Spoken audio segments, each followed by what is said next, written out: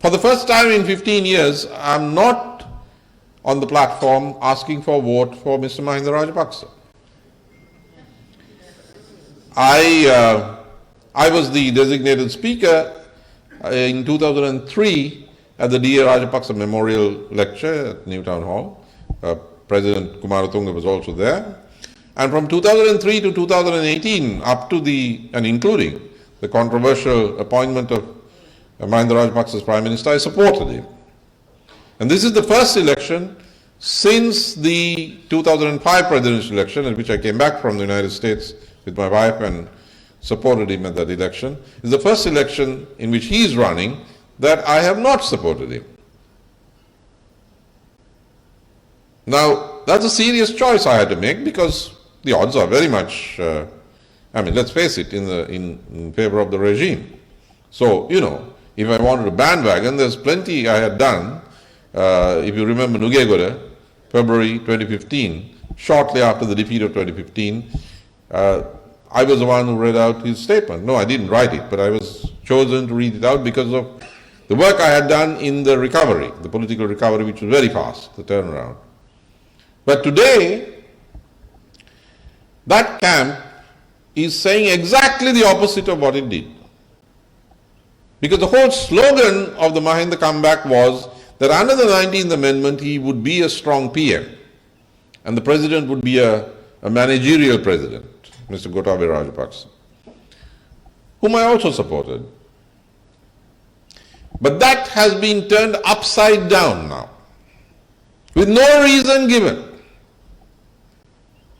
A campaign which started very sincerely saying, look, he's going to be a strong PM under the 19th Amendment, has become a campaign for a two-thirds majority to abolish the 19th Amendment and the independent commissions, abolish the 13th Amendment, which President Mahinda Rajapaksa promised India and the world would be built upon.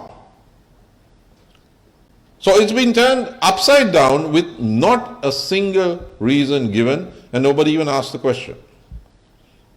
So I had to make a choice. And I made that choice because I believe that what is being said now, not so much by him, but he's going along with it. And even former President Mahinda Rajapaksa is saying some very strange things. A couple of days ago, he said,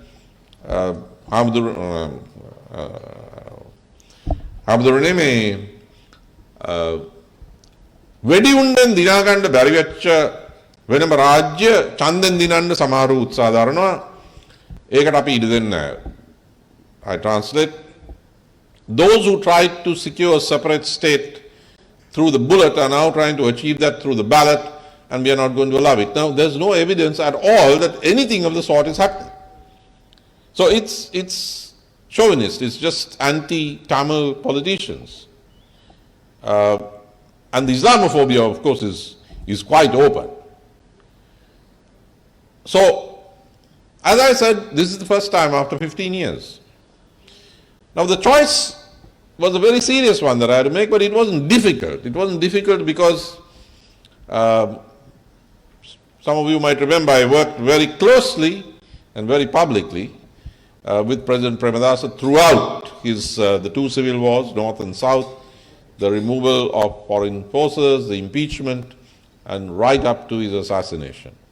So when his son came along, and I had written about Sajid in the Sunday Leader, Lal might remember, as far back as 2010, there was an article of mine which is called the Sajid Solution. Unfortunately, it's taken 10 years for that solution to become visible and obvious. So, when it was Sajid and not the present and eternal leader of the UNP, who was the alternative to Mahinda Rajapaksa, then the choice, it was, as I said, a serious choice, but not a difficult one. And that's the choice I've made. It's a choice that I signaled 10 years ago, and I hope the country makes that choice as well. Thank you very much.